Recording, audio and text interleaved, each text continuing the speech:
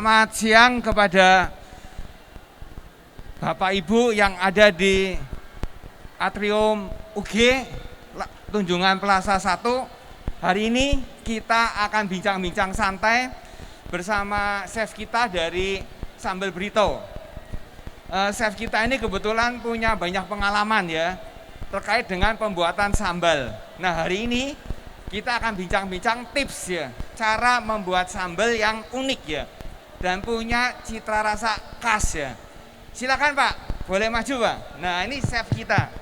Pak, Bapak mungkin bisa memperkenalkan secara singkat Pak.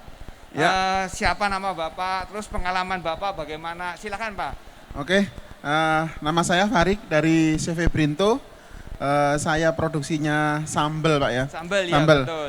Sekarang juga saya lagi istilahnya bantu memateri di UKM seluruh betul. Jawa Timur. Iya.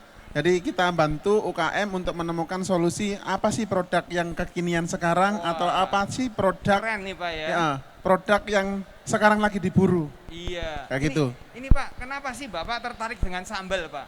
Oke. Iya. Karena sambal itu adalah ciri khas Indonesia Pak. Oh. Jadi sambal itu ciri khas Indonesia yang setiap hari paling sering dimakan.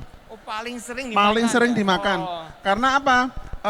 Rate dari kulineri sekarang nomor 1 di Indonesia masih penyetan Pak. Oh, penyetan. Penyetan masih rate nomor 1 dari Indonesian food, disusul kemudian ada soto, bakso, dan mie ayam. Tapi nomor 1 adalah penyetan. Penyetan nomor 1 Pak. Berarti penyetan itu identik dengan sambal ya Pak ya? Betul. Sambal. Nah baik Pak nih, saya lihat kalau di standnya Bapak itu kan sambalnya itu kan bervariasi Pak. Betul. Ada yang level 1, level 2, level 3. Nah itu kira-kira orang Indonesia kan senang sambal. Iya. Kalau senang sambal kenapa harus dibuat level-level pedasnya begitu Pak? Ya, kalau level pedas itu menyesuaikan dari wilayah Pak ya. Oh wilayah. Ya, kalau wilayahnya kita misalnya di Jogja, Jogja itu cenderungnya ke manis. Oh, manis. Nah, manis otomatis kadar pedasnya turun.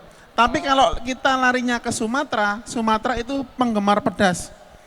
Ya, jadi kalau wilayah Jawa dibawa ke Sumatera kurang pedas. Oh. Jadi ada rate sendiri dan pangsa pasarnya juga sendiri. Apalagi sekarang banyak istilahnya apa, perutnya warga itu ada sedikit sensitif Pak, kalau sekarang.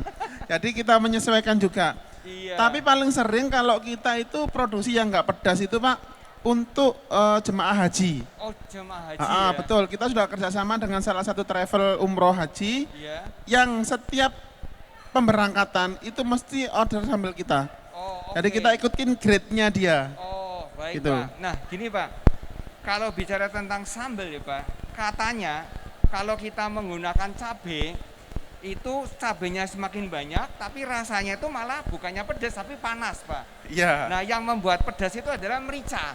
Iya Nah boleh. itu sehingga kadang-kadang katanya orang nih sambal tapi kontennya malah kebanyakan merica supaya pedas. Nah Ya. itu bagaimana? Ya, sekarang kan banyak sekali untuk menu-menu pedesan Pak. Ya. Ini contohnya menu pedesan. Ya. Menu pedesan itu rata-rata semuanya pakai merica sama cabai jamu. Oh. Ada yang pakai andaliman, ada yang pakai cabai jamu supaya pedesnya naik. Oh. Ya, kalau sambal itu kalau prosesnya salah, otomatis tingkat pedesnya juga berbeda. Oh. Ya, jadi ada sambal mentah, ada sambal mateng. Oh. Kalau sambal mentah, otomatis semua cabenya mentah. Iya. Dan itu lebih pedas. Bilangnya dulu ini mitos ya, mitos. Kalau cabenya itu ganjil, Iya. itu masih pedas. Itu mitos, tidak ada ukurannya seperti itu. Semuanya kalau jumlahnya banyak, otomatis pedas. Oh. Tapi kalau mau lebih pedas lagi, sambalnya dikasih gula.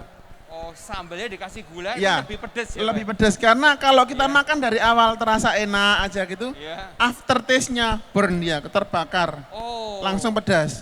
Oh. Jadi jualan minumannya lebih dapat, lebih banyak. Jadi makan sambalnya nggak kerasa, meskipun ini sambalnya pedas, dimakan aja enjoy aja. Setelah selesai sambalnya habis, baru kebakar nih mulut kayak pedesan gitu. Oh, baik. Beli lagi es teh, es jeruk gitu nambah Jadi lagi. akhirnya sebelahnya juga laku ya Bapak ya? Betul. Yang menarik adalah ini Pak, apa namanya ketika tadi Bapak bilang, ketika kita membuat sambal, itu ketika prosesnya salah, itu menyebabkan pedasnya kurang. Betul. Nah itu yang Bapak maksud proses salah itu bagaimana Pak? Biasanya gini Pak David, Iya. kalau sambal bawang itu rata-rata kan kita pakai di chopper atau diulek dalam keadaan mentah kemudian disiram dengan minyak panas. Iya. Lah kalau minyaknya nggak panas, dia pedasnya juga nggak akan dapat. Oh. Karena harus pas titiknya. Oh. Jadi titik didihnya atau titik pedasnya nanti di berapa sih? Harus di tingkat panas berapa sih gitu. Supaya kayak aromanya matangnya dapat. Oh. Oke. Kemudian kalau mau pakai sambal mateng, digoreng dulu sampai mateng baru di blend. Oh. Jadi nggak setengah-setengah matangnya gitu. Itu bagaimana Pak yang dimaksud matang? Mateng itu aroma cabenya sudah hilang. Oh. Aroma cabenya hilang, nanti begitu di blender atau dihaluskan, diulek, ditumis kembali, sudah. Pedasnya Tapi dapat. Jangan sampai gosong ya Pak? Iya, jangan sampai gosong Pak. Iya. Gosong itu biasanya gini, ada sambal yang dipakai MSG ya. Oh. Ditumis dengan menggunakan MSG, otomatis nanti akan gosong bawahnya. Oh, berarti matangnya tidak rata. Tidak ya? rata. Yang terlalu cepat. Makanya kemarin saya jelasin kalau memasukkan seasoning atau bumbu itu di akhir atau menjelang mateng. Oh. Jadi bumbu dimasukkan itu menjelang mateng atau menjelang diangkat supaya apa? Rasa mulai dari awal sampai akhir itu sama. Dapat ya Pak Dapat ya? pedasnya dapat, manisnya dapat, asinnya dapat gitu. Jadi kombinasi yang menarik ya Pak. Nah, Iya, betul. bicara seperti itu supaya kita mendapatkan cita rasa sambal yang pedasnya dapat, manisnya dapat, asinnya dapat. Mungkin chef kita ini punya tips ya. Untuk punya tips bagaimana tips membuat sambal. Mungkin chef kita akan berbagi ke sambal mentah atau sambal matang dulu nih. Sambal matang dulu ya. Oke, sambal Ya, matang dulu. kalau sambal matang itu biasanya sambal yang diulek atau di blender halus. Itu prosesnya adalah semua bahan digoreng dulu. Dimulai dari yang awal adalah bawang merah, bawang putih. Dimulai dari awal dulu sampai harum bawang merah, bawang putihnya, baru masuk cabai. Oh. Jadi jangan dicampur jadi satu Pak. Iya. Jadi awalnya apa? Supaya aromanya terangkat, bawang merah, bawang putih dimasak dulu, wangi, baru masuk cabai. Oh. Yang pakai tomat setelah cabai baru masuk tomat. Karena tomat nggak matang nggak masalah. Oh. Cuman sambelnya nanti nggak bisa awet kalau tomatnya nggak matang. Oh, kalau jadi harusnya tomatnya matang. Loh, maksudnya tomatnya matang atau masaknya matang? Masaknya yang matang. Oh, masaknya yang matang. Iya. Nah, tomat matang itu seperti apa? Tomatnya matang itu dia sudah kayak tinggal kulitnya sudah terkelupas semua. Oh, kulitnya terkelupas, tapi masih ada airnya, Pak? Masih ada airnya. Kadar airnya masih ada. Oh. Oke. Kemudian langsung di blender ulang, dihaluskan. Iya. Setelah dihaluskan, minyak tidak boleh dalam keadaan panas. Oh, ini kiatnya ya? Ya, kiatnya. Jadi minyak nggak boleh dalam keadaan panas, dimasukkan aja yang di blender tadi, kemudian ditumis sampai dia kering atau sampai dia menyusut kadar airnya. Oh. Itu masih awet lah. Produk kami yang terbaru yang kita lagi trialkan di sana Pak, ada sambal mentah. Sambal mentah itu ada sambal pecel lele. Oh, keren. Jadi Pak. kita sudah membuat samplingnya sambal mentah yang kita proses dengan cara ritut. Nah, maksudnya apa nih Pak? Ritut. Ritut itu adalah pengawetan secara alami. Jadi kami menggunakan panci presto atau dandang aja bisa. Jadi air mendidih, kita masukkan sambal yang dalam kemasan botol atau dipakai pouch. Iya. Pouchnya pakai aluminium ya. Iya. Kemudian kita rebus atau kita kukus selama 20 menit. Oke. Ya, itu proses ritut manual. Kalau pakai presto, cukup 10 menit dari mendidih. Mendidihnya presto itu berbunyi ya Pak. Ada bunyi. Oh. Nah, itu baru kita timer 10 menit. Jadi dari bunyinya itu kita timer 10 menit. 10 menit. Bunyinya. Ya. Gitu Ya. ya Pak ya? Nah, setelah di 10 menit matiin kompor, kalau pakai presto jangan langsung dibuka. Kalau langsung dibuka meledak. Oh, bahaya sekali tuh, Pak ya. Ya, harus dihabiskan dulu gasnya dengan cara bisa langsung ditarik. Kan ada tombolnya 2 ya. Iya. Presto itu bisa ditarik 1 supaya uapnya keluar. Uapnya keluar dulu Ya, ya. setelah uapnya habis baru bisa dibuka prestonya, diambil sambelnya masuk ke air dingin. Oh. Itu proses manual. Dan itu tanpa pengawet pun bisa bertahan antara 4 sampai 7 hari. 4 sampai 7 hari. Betul. Ya? Oh. Jadi sambal yang pakai sampling itu bisa bertahan seperti itu, Pak. Ini katanya loh. Iya. Chef ini katanya chef kalau kita membuat sambal itu Kalau tanpa bahan pengawet itu gunanya bahan pengawet sebetulnya bukan memperpanjang umur, tapi supaya membuat kandungan makanannya itu tidak rusak. Nah, menurut pendapat saya itu bagaimana? Ya, betul. Karena di situ ada natrium atau sodium benzoat, itu Iya. fungsinya hanya mengurai bakteri, Pak.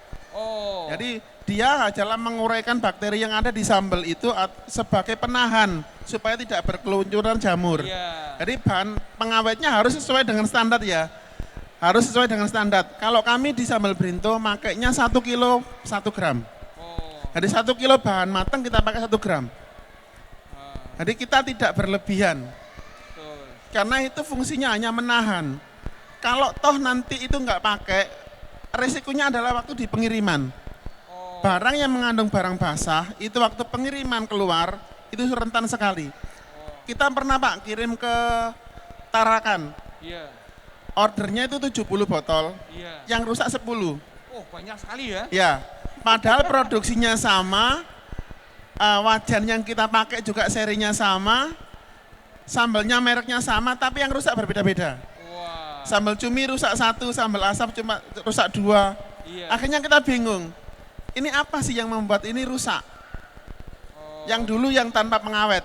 Iya. Akhirnya kita komunikasikan sama dari Dinkes juga, Bengkas ya. kalau dalam kemasan diwajibkan memakai pengawet. Oh, itu ya Itu ceritanya akhirnya ya. saya tanya ukurannya berapa?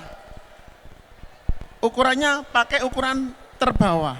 Oh. Ya kita pakai 0,1-nya atau 1 gramnya. Oh, jadi 1 kilo hanya 1 kilo, 1 1 gram. 1 gram saja. Jadi Baik. sekarang kita kirim kemana-mana aman Pak. Aman ya. Aman. Tidak, Bahkan strukturnya kita tidak yang ke rusak. Hong Kong pun masih aman, ke Singapura masih aman. Oh. Jadi yang keluar negeri semuanya aman. Iya, ini kadang-kadang ya, chef ya, kalau sambal itu, kalau kita simpan di botol, itu kadang-kadang ada yang keluar gas. Ya. Itu dari mana ya? Ya, keluar gas itu? kalau keluar gas atau ngelembung, Iya. itu biasanya Pak itu dari botolnya sendiri masih ada kadar bakteri dan ada kotornya. Biasanya kita semprot dengan disinfektan atau alkohol. Iya. Disemprot alkohol dulu baru kita keringin. Itu alkohol berapa persen, chef? 70 atau 90? 70 boleh, 90 boleh. Oh, lebih bagus? Lebih bagus yang 90 Pak. Oh, lebih tinggi, Lebih tinggi lebih bagus. ya? Kemudian Oke. langsung dipoles bersih lagi, Iya. ditelungkapkan lagi Pak, dijungkir Oh, istilahnya supaya jadi habis disemprot itu kita lap dulu. iya dilap dulu terus Dan jungkir. dilap nanti tidak menambah bakteri. Enggak, kan kita pakai tisu biasanya tisu, Oh, tisu. ada. Iya. Kemudian ada kalau yang sudah BPOM itu masuk ke ruang ultraviolet. Iya. Jadi kita center dulu seperti apa gitu. Ultraviolet. Nah ini Iya. katanya, chef, kalau alkohol kan tidak halal. Iya. Nah kalau kita semprot dengan alkohol seperti itu, apakah produknya menjadi tidak halal? Betul, itu yang membuat rancu Pak David. Iya. Jadi Bagaimana, kami chef? dari Sambal Brinto, kita pemakainya langsung diberikan proses pemanasan tadi. Oh. Jadi dipaksa panas, kemudian dipaksa dingin.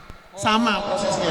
Jadi langsung ya tiba-tiba panas, tiba-tiba Betul, dingin, ya. otomatis bakterinya akan Jadi membunuh. mati, membunuh. Jadi bakteri itu tidak bisa ditahan atau dimatikan secara perlahan. Iya. Dia harus dipaksa kaget, dead, Kejutan. dikejut. Ya. Efek Setelah kejutan. panas masuk ke dingin, Dingin. plus, udah selesai. Langsung tidak bisa adaptasi dan dia Tidak bisa langsung adaptasi. mati, ya. Nah, gitu. Oh, nah itu biasanya suhu panasnya itu berapa?